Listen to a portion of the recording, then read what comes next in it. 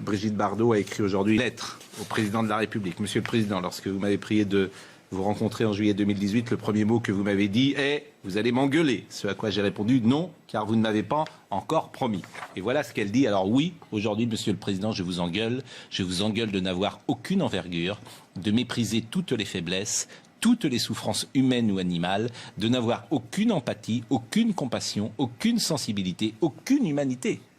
Enfin, c'est extravagant quand même de dire ça, même pas simplement du président de la République, de n'importe qui. De dire de quelqu'un, vous n'avez aucune sensibilité, aucune humanité, aucune compassion.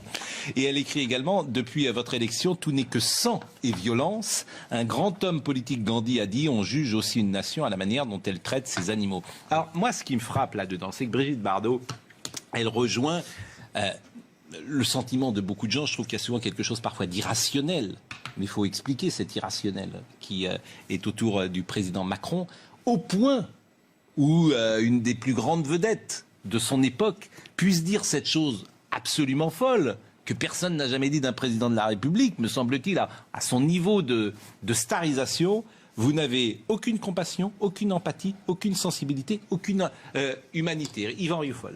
C'est l'impression qu'il donne, c'est l'impression que donne ce président qui semble envahi par un narcissisme, par un ego, par une sûreté de ses convictions. Et en effet, on peut comprendre que face à des violences, face à des colères plutôt, avant de parler que de violence, face à des colères successives du peuple de droite puis du peuple de gauche, on s'aperçoit que ce président de la République, qui avait plaidé l'apaisement lors de sa campagne, n'entend rien, en tout cas, aux cris de détresse de cette foule-là. De cette foule-là. Je ne dis pas aux cris de détresse du peuple, etc., mais de cette foule-là. Or, naturellement, on peut y voir un manque d'intérêt, un manque d'empathie. Et moi, je souscris très volontiers à vous diriez que le président n'a aucune humanité.